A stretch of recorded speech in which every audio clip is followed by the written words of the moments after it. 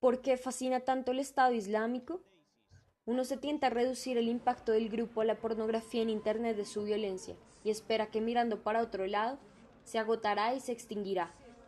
Pero esto deja demasiadas preguntas sin respuestas.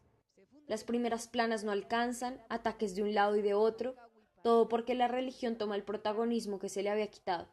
Entonces al final permanece la duda. ¿Qué es a ciencia cierta el Estado Islámico? ¿Es acaso un Estado wahabita, calcado del modelo de los Emiratos, construidos hace 2 siglos por los ancestros de la familia reinante saudí y los predicadores islámicos que eran sus aliados? Para empezar, el wahabismo siempre ha sido descrito popularmente como la madre de todos los movimientos fundamentalistas, dice el profesor Bernard Haeckel, pero para encontrar la inspiración ideológica de estos movimientos hay que remontarse al salafismo yihadista. Haeckel explica que se trata de una corriente teológica muy antigua en el Islam, sumamente literal en la forma como aborda el texto de la revelación y tiende a condenar a otros musulmanes que no comparten esta ideología. El salafismo se remonta al siglo XIX y a una de las figuras más influyentes, el llamado Muhammad ibn Abd al-Wahhab. Por otro lado, Madawi al-Rashid explica que en 1932 los wahabistas descendientes de al-Wahhab tuvieron un renovado impulso con un nuevo acuerdo, en el que afianzaron su poder para formar el país que hoy conocemos como Arabia Saudita. Con el acuerdo, se les dio a los wahabistas control total de la vida social y cultural del reino, lo que significaba que tendrían el control de la educación y del sistema judicial, explica al-Rashid. Y la familia al-Saud tendría el control total de las relaciones internacionales y del manejo de la economía. A cambio, los clérigos wahabistas debían predicar a los ciudadanos sauditas que obedecieran a sus dirigentes. Con esto se mantenían contentos a los al-Saud porque se garantizaba la conformidad a nivel doméstico. Madawi al-Rashid asegura que es un error ver al wahabismo como la única influencia del Estado Islámico. En el siglo XX surgieron otros movimientos políticos en los que también se inspiró el grupo extremista. Se benefició con la llegada de los hermanos musulmanes que habían sido exiliados de Egipto, Siria e Irak en los 50s y 60s y que fueron bien recibidos en Arabia Saudita. Muchos de ellos se convirtieron en profesores de religión, dice la experta. Esta fusión de la religión del wahabismo con las capacidades de organización de otros movimientos islamistas condujo a la creación de una nueva tendencia a la que se le llamó el despertar islámico. ¿Es una banda de mercenarios extranjeros dirigidos por un caudillo comunal demasiado ambicioso? Desde el comienzo, aún antes de entrar en Bagdad, los funcionarios estadounidenses decidieron tratar a Irak como un país compuesto por distintas comunidades que competían entre sí. Esta visión de la sociedad iraquí parece haberse basado en las estimadas aproximaciones de los porcentajes de chiitas árabes, kurdos sunitas y árabes sunitas reflejados en un mapa de Irak que circulaba ampliamente entre funcionarios estadounidenses en 2003. Aunque inicialmente las corporaciones estadounidenses recaudaron mucho dinero fácil con el proceso de contrataciones en Irak, no fueron los inversores internacionales los principales beneficiarios del desmembramiento parcial del Estado iraquí, sino los caudillos locales, líderes de milicias y partidos sectarios, quienes pudieron convertir a muchas de sus instituciones en protecciones extorsivas altamente lucrativas. De tal modo, puede llegar a pensarse en un nacimiento del Estado Islámico bajo términos de caudillaje ambicioso. Los ganadores políticos iniciales de ese proceso fueron los partidos islamistas chiitas más cercanos a los Estados Unidos. Ellos encabezaron los esfuerzos para movilizar el apoyo chiita a la ocupación sobre una base sectaria, intentando socavar el éxito de las otras fuerzas islámicas chiitas que se oponían a los Estados Unidos. ¿Es una red transnacional de yihadistas extranjeros? De acuerdo con expertos en leyes islámicas, como el profesor Haeckel, la yihad es el esfuerzo que todo musulmán debe realizar para que la ley divina reine en la tierra. Los yihadistas son los integrantes de las ramas consideradas más violentas y radicales del islamismo, defensores de la yihad, la cual se refiere a la obligación religiosa de los musulmanes. La principal organización que defiende estos principios es Al-Qaeda, que se ha convertido en la aglutinadora del yihadismo y que busca regresar a los orígenes del Islam, aunque dentro de esta se han desprendido grupos extremistas aún más radicales como el Estado Islámico. Asimismo, Se debe resaltar que para cumplir la yihad, el Estado Islámico opera de manera beligerante con una gran movilidad geográfica, a tal punto que desconocen las fronteras internacionales, de modo que es posible afirmar la presencia de una gran red transnacional.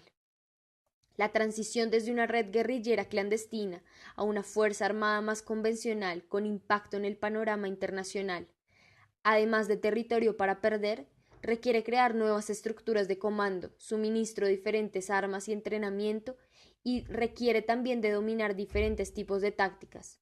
Hasta ahora, ha parecido que los combatientes del Estado Islámico pueden utilizar los equipos estadounidenses capturados, pero los éxitos rápidos pueden igualmente disiparse en forma rápida, mientras las líneas del suministro se estiran y los combatientes tienen que desviar recursos para manejar a las poblaciones agitadas. Su aparición refleja la falla geológica sunita-chiita. Tras la caída del dictador Saddam Hussein en 2003 y la posterior salida de las tropas estadounidenses del territorio iraquí, el gobierno de este país quedó encabezado por el primer ministro Nuri al-Maliki, quien ha recibido críticas por sus políticas sectarias a favor de los chiitas. Ante el descontento y sumando diferencias históricas, el grupo extremista conocido como el Estado Islámico ha puesto en jaque al gobierno iraquí al tomar el control de las regiones estratégicas al norte, Mosul, Anbar, Tal Afar, Bangi, entre otras, y apuntar hacia su principal objetivo, Bagdad. De tal manera, cumplir su objetivo de establecer un Estado Islámico que se extiende desde Irak hasta Siria. La comunidad islámica con mayor presencia en Irak, aunque no en el mundo musulmán, es la chiita. Los sunitas conforman la rama musulmana más numerosa en el mundo, sin embargo en Irak no son mayoría, un país cuya economía depende de la producción de petróleo. No obstante, los campos petroleros más grandes de este país también se encuentran en zonas habitadas por chiitas y kurdos, etnias presentes desde el este hasta el noroeste del país. ¿Qué rol ha jugado en su aparición los Estados Unidos y cómo ha reaccionado Rusia, los estados del Golfo Pérsico e Irán ante este nuevo actor? La ocupación estadounidense de Irak en 2003 puso en movimiento procesos que transformaron al Estado y a la sociedad iraquíes y condujeron directamente, aunque no inevitablemente, a la resurgencia del Estado Islámico en 2014. Los funcionarios estadounidenses se esforzaron por crear una democracia donde el poder estaría repartido entre representantes de las diferentes religiones y comunidades nacionales de acuerdo a un sistema de cuotas. La sobrecarga imperial de los Estados Unidos en Irak, combinado con las acciones del neoliberalismo a un nivel regional, crearon un proceso fractal de centros con periferias desgastadas en varias dimensiones. El relativo relajamiento de la hegemonía estadounidense le dio a las potencias regionales más espacios para maniobrar entre sí y también creó espacios para que surgieran actores nuevos e impredecibles como el Estado Islámico. Sin embargo, las intervenciones imperialistas posteriores para corregir los problemas generados por sus intervenciones previas, ya sea con ataques, bombardeos o desplegando las botas sobre el terreno, reafirmarán las declaraciones del Estado Islámico de estar defendiendo al pueblo bajo su dominio o prepararán la escena para el surgimiento de nuevo de movimientos posteriores. Aunque Moscú alega que su único objetivo es combatir al Estado Islámico, todas las fuentes sobre el terreno indican que en verdad la entrada de los rusos en combate en Siria a finales del pasado septiembre de 2015 perseguía oxigenar a las fuerzas leales del presidente sirio Bashar al-Assad. Turquía, la segunda mayor fuerza de la OTAN, fue durante meses reticente tanto a lanzar ataques aéreos contra el Estado Islámico como a permitir el uso de sus bases para tal objeto. La negativa turca buscaba presuntamente presionar a sus aliados para establecer una zona tampón en el norte de Siria y alojar allí a miles de refugiados, además de presionar al gobierno sirio. Turquía es uno de los países que más insiste en que no se puede derrotar por completo al Estado Islámico sin derrotar a uno de los que lo alimentaron, Bashar al-Assad. Numerosas publicaciones, no obstante, han indicado que Turquía fue durante mucho tiempo laxa con el Estado Islámico, que usaba a su país de plataforma de entrada a Siria y de escondrijo.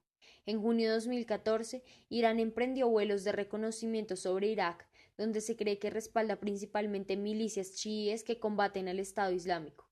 Algunos analistas destacan que poco después Teherán también envió cazas y fomentó la entrada de combatientes de la milicia chií libanesa de Hezbollah para aportar a la lucha contra el Estado Islámico en suelo iraquí. Irán, al igual que Rusia, no forma parte de la coalición internacional anti-Estado Islámico que encabeza Estados Unidos, así que juntos mantienen un centro de coordinación independiente en Bagdad. Bashar al-Assad, por su parte, se ha declarado repetidamente enemigo del Estado Islámico, pero no ha sido hasta los últimos tiempos cuando se le ha visto combatirlo con ferocidad. Desde junio de 2013, cuando el Estado Islámico se hizo fuerte en Raga, hasta finales de 2014, al-Assad apenas la bombardeó y se centró en golpear a civiles y a otras fuerzas de tipo islamista o seculares. Las fuerzas leales del gobierno sufrieron dolorosas derrotas, como en la base de la División 17 en julio de 2014 y Palmira en mayo de 2015. Bahrein, Arabia Saudita y Emiratos Árabes Unidos han participado puntualmente de operaciones contra el Estado Islámico solo en Siria. El resto de monarquías del Golfo Pérsico bombardean el Estado Islámico desde finales de 2014,